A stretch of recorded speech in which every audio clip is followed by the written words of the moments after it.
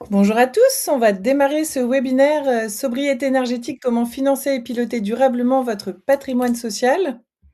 Aujourd'hui, j'ai le plaisir d'être accompagnée par Mélina Ballat, qui est Product Owner énergie chez UbiGreen et je suis chargée de marketing chez UbiGreen.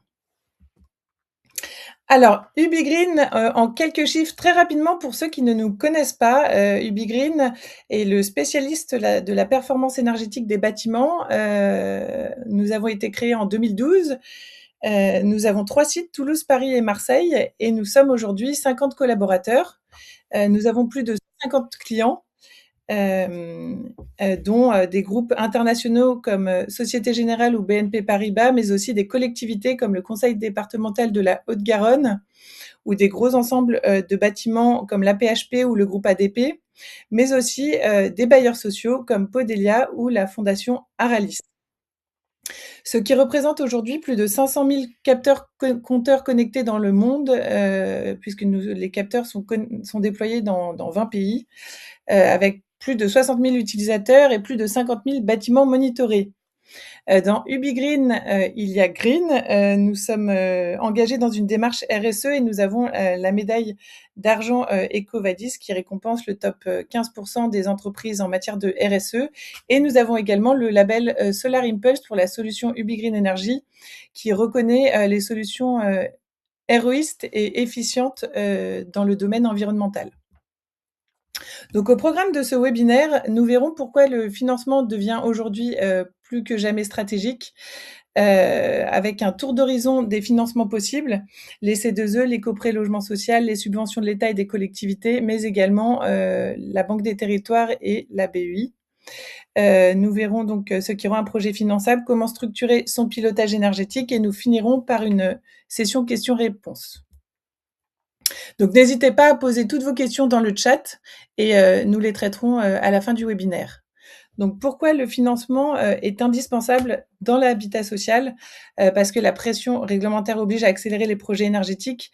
La réglementation pousse à agir dès maintenant. Donc pour les logements, depuis le 1er janvier 2025, les logements classés G ne peuvent plus être loués. Les F suivront en 2028, puis les E en 2034. Donc on a une réelle pression sur le parc existant.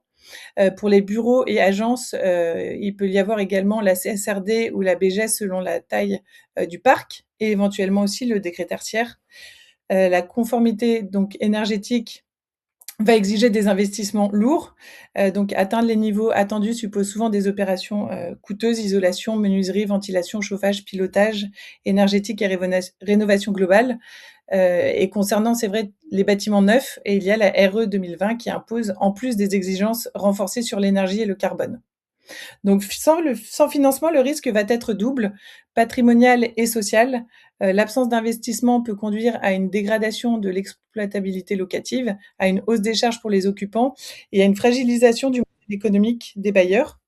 Le financement va donc permettre de sécuriser la conformité, préserver l'offre locative et protéger l'abordabilité. Et un projet non mesuré va être difficilement finançable. Donc je vais commencer ce tour d'horizon par les C2E et par la fiche BAR-TH 177 qui concerne la rénovation globale d'un bâtiment résidentiel collectif. C'est aujourd'hui la fiche la plus importante pour une logique de rénovation d'ensemble sur un immeuble collectif existant. Elle vise les bâtiments résidentiels collectifs en France métropolitaine et repose sur une approche globale de rénovation. On a également le coup de pouce rénovation performante de bâtiments résidentiels collectifs. Alors, ce n'est pas une fiche distincte, mais une bonification associée à la BAR-TH 177 via une charte signée par des acteurs obligés ou délégataires. Mais c'est souvent le levier C2E qui va être le plus intéressant pour un bailleur social quand il s'agit d'une opération lourde de rénovation. Nous avons également la BAR-TH 137 qui concerne le raccordement d'un bâtiment résidentiel à un réseau de chaleur. Donc cette fiche va être très pertinente pour l'habitat social lorsqu'un patrimoine peut être raccordé à un réseau de chaleur, notamment en remplacement d'une chaufferie fossile. Cette fiche bénéficie en plus de dispositions de bonification lorsque certaines conditions sont remplies. On va avoir aussi des fiches qui vont être poste par poste sur l'enveloppe et les systèmes. Donc, quand la rénovation globale n'est pas possible, les bailleurs mobilisent souvent des fiches standardisées par lot de travaux. isolation, réseau, équipement thermique, etc.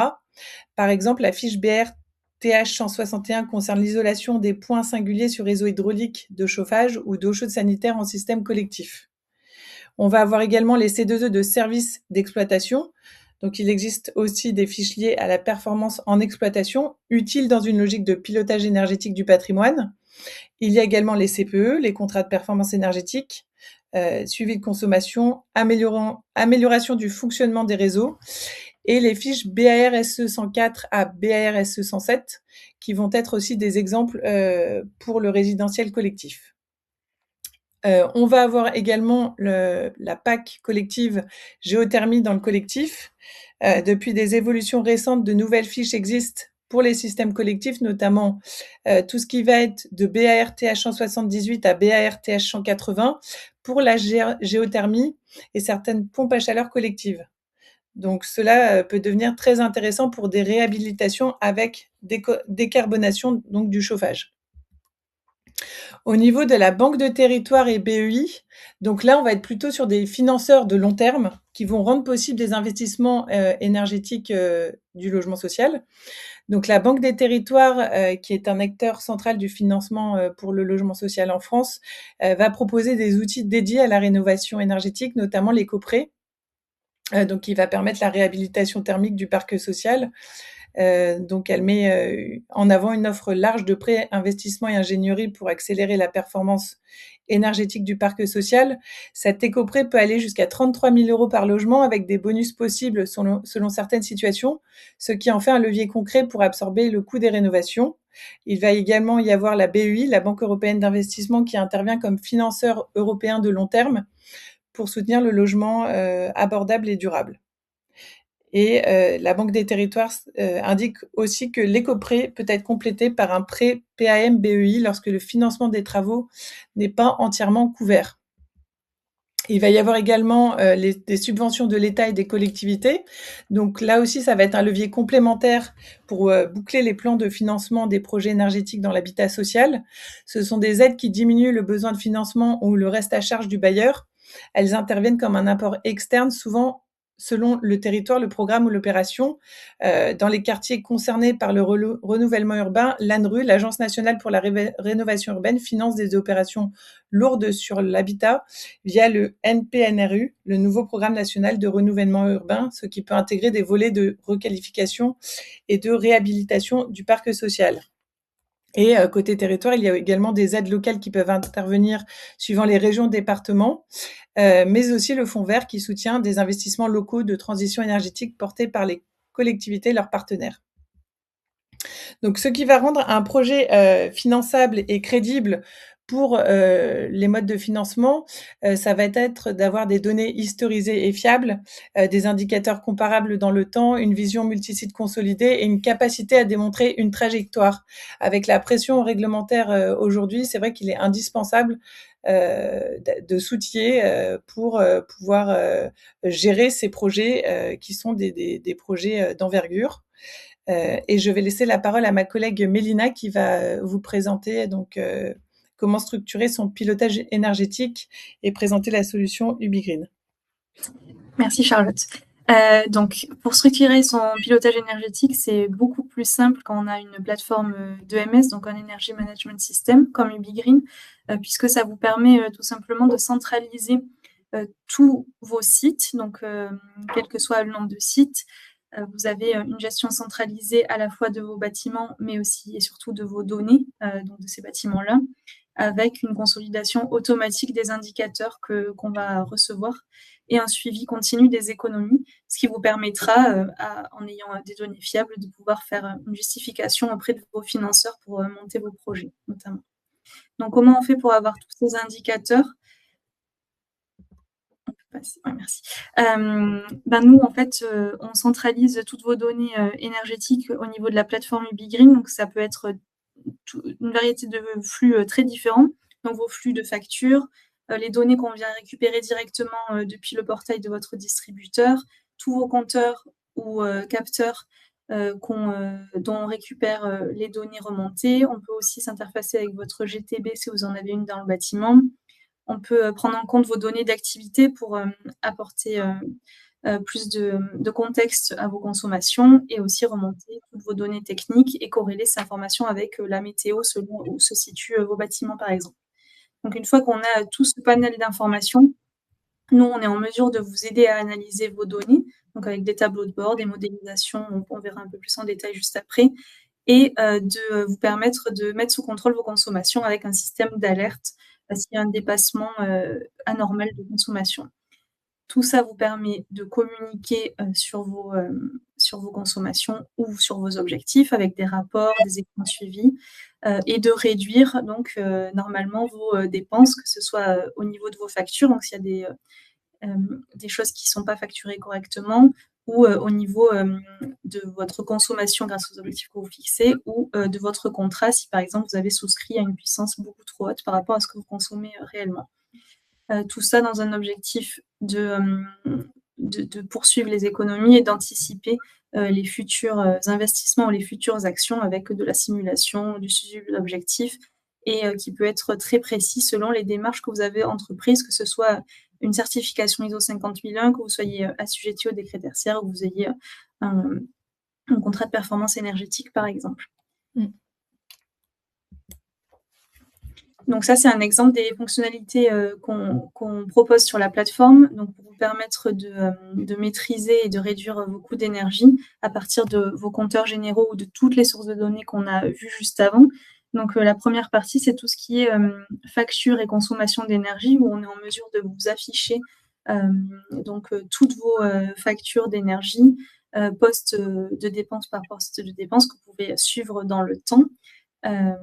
Ensuite, on a toute une partie benchmark de performance énergétique. Donc là, ça va être vraiment de pouvoir comparer des choses qui sont comparables. Donc, par exemple, plusieurs bâtiments entre eux. Donc, vous voyez assez rapidement sur le benchmark les bâtiments qui consomment beaucoup plus que des bâtiments similaires qui sont sur le même parc. Donc, ça vous permet de vraiment cibler des endroits où travailler en premier ou de monter des dossiers. Pour les clients qui sont soumis ou qui s'engagent dans une démarche RSE volontaire, on a toute une partie reporting ESG. Donc là, vous allez pouvoir voir vos indicateurs en termes d'énergie, mais aussi en termes de CO2, d'équivalent CO2 ou de déchets. Donc vraiment suivre vos indicateurs ESG comme vous le souhaitez. Ensuite, on a toute une partie plan d'action. Donc là, ça peut être des plans d'action de remplacement d'équipements ou de mise en place d'actions simples, mais ça peut aussi être des très gros plans d'action si vous vous engagez dans un objectif de réduction de vos consommations d'énergie à 2030, 2040, 2050, par exemple, sur le même format que le décret tertiaire. On peut tout à fait suivre vos objectifs, où est-ce que vous en êtes, où est-ce que vous en serez dans 5 ans selon votre consommation actuelle, etc. Et on a aussi toute une partie de gestion de suivi des objectifs réglementaires, en plus du décret tertiaire si vous n'êtes pas assujetti. Donc ça, c'est pour la partie vraiment analyse. Là, sur qu'est-ce qu'on fait exactement avec vos données de consommation, qu'est-ce qu'on peut faire? Tout simplement, on va pouvoir vous donner de l'information sur où est-ce que vous consommez de l'énergie, où est-ce que vous en consommez le plus. Donc ça peut être intéressant de les croiser avec des données que nous, on appelle facteurs d'influence. Donc un facteur d'influence, ça peut être la superficie de votre bâtiment ou du local que vous étudiez, ça peut être la température extérieure, ça peut être le taux d'occupation dans ce bâtiment selon des périodes d'activité et inactivité pour vraiment vous donner un maximum d'informations sur la consommation réelle rapportée à un usage bâtimentaire. Donc ça, c'est très important dans une démarche de performance énergétique. Cette analyse, vous pouvez la faire par fuite, donc la regarder au niveau électricité par exemple ou gaz, mais aussi vous pouvez aussi la faire par usage, donc sur une analyse par exemple sur un hiver, sur toutes vos chaudières, si vous avez des chaudières, toutes vos pompes à chaleur en géothermie ou je sais pas, et la même chose l'été sur vos clims. Vous pouvez la faire sur des usages vraiment très spécifiques que vous viendrez affecter à un compteur ou plusieurs compteurs dans la plateforme, donc ça c'est aussi très important. En parallèle de toutes ces modélisations, de toutes ces visualisations de données, Vous pouvez suivre et anticiper des surconsommations ou des dépassements, donc vous pourrez identifier plus facilement des fuites ou des équipements qui seraient moins performants avec une fonctionnalité d'alarme que vous viendrez paramétrer. Vous pourrez voir ensuite quand elle se déclenche, pendant combien de temps, etc. Pour améliorer tout ça. Et vous avez aussi la possibilité de visualiser très facilement votre talon énergétique, donc la détection de consommation inutile, avec tout simplement vos périodes d'activité, inactivité. On vient vous mettre en avant le talon et vous pouvez voir en un coup d'œil les économies que vous pouvez chasser assez facilement sur ces périodes d'inactivité notamment. Mmh. Et je vais vous présenter un cas d'usage très rapidement car je vois que le temps avance dans le secteur de l'habitat social. Donc il s'agit d'un client bailleur social de référence qui est implanté sur un territoire étendu, qui gère plusieurs dizaines de milliers de logements répartis sur de nombreuses communes. Donc comme beaucoup d'acteurs du secteur, cet organisme fait face à un double enjeu, donc assurer la bonne gestion de son patrimoine sur le long terme et accélérer l'amélioration de la performance énergétique de son parc. Donc le contexte est important parce qu'il reflète une problématique aujourd'hui qui est très partagée dans le logement social. Les bailleurs évoluent dans un environnement donc, qui, comme on l'a vu, marqué par des contraintes réglementaires qui sont de plus en plus fortes. Et donc ils doivent à la fois structurer leur plan pluriannuel d'entretien, le PPE, améliorer la connaissance de leur patrimoine, suivre l'état des équipements et répondre à des exigences croissantes en matière de performance énergétique. Donc, au-delà de l'entretien classique du parc, il y a aussi tout l'enjeu du volet énergétique. Donc, mieux suivre les consommations, mesurer la performance réelle des bâtiments, prioriser les actions de rénovation et disposer d'une trajectoire, comme l'expliquait Mélina, donc qu'on peut suivre du coup sa trajectoire dans la solution UbiGreen. Et donc, c'est vrai que cela s'inscrit dans un contexte où les bailleurs doivent composer avec des attentes réglementaires et territoriales qui sont de plus en plus structurantes, tout en gardant une forte contrainte économique. Donc c'est dans ce cadre-là que ce bailleur a engagé un projet de transformation autour de 2 briques complémentaires. La première, donc, avec une solution de gestion technique du patrimoine pour mieux centraliser la connaissance du parc, fiabiliser les données patrimoniales et piloter de manière plus structurée les sujets d'entretien, de maintenance et d'investissement. Et la seconde, avec la solution UbiGreen, donc avec un objectif très clair, mettre en place un suivi consolidé de la performance énergétique du parc immobilier dans son ensemble, mais aussi de son évolution dans le temps. Donc l'intérêt de ce projet, c'est justement la complémentarité entre approche patrimoniale et énergétique. L'enjeu n'est pas seulement d'avoir plus de données, mais surtout de pouvoir mieux arbitrer, mieux prioriser les travaux, mieux cibler les rénovations et plus globalement de mieux piloter du coup la stratégie patrimoniale dans un contexte de transition énergétique. Donc on va passer à la session questions-réponses. Alors je vois qu'il reste 1 minute. Mais on va regarder du coup si on a eu des questions très rapidement parce que c'est vrai que c'est des webinaires qui sont assez courts, donc il faut être très réactif, on va dire. Alors, si vous avez des questions, n'hésitez pas à les poser dès maintenant dans le chat. Donc, on a une question sur quel est le budget de la solution. Donc là, c'est vrai que ça va dépendre du nombre de points de mesure, etc. Il faudrait revenir vers nous pour que l'équipe commerciale puisse faire un devis, puisque c'est vrai que là, il faudrait qu'on ait un peu plus de contexte et malheureusement, je vois qu'il est déjà 10h40, donc ça va être compliqué, mais l'équipe commerciale pourra vous recontacter pour vous apporter des précisions. Voilà, car il y a un grand nombre de webinaires qui sont prévus dans les Digital Habitat et il faut qu'on arrive à terminer à temps. Je vous remercie tous pour votre attention et je vous souhaite à tous une bonne journée. Et bonne journée du coup, Mélina. Bonne journée, au revoir, merci. Au revoir.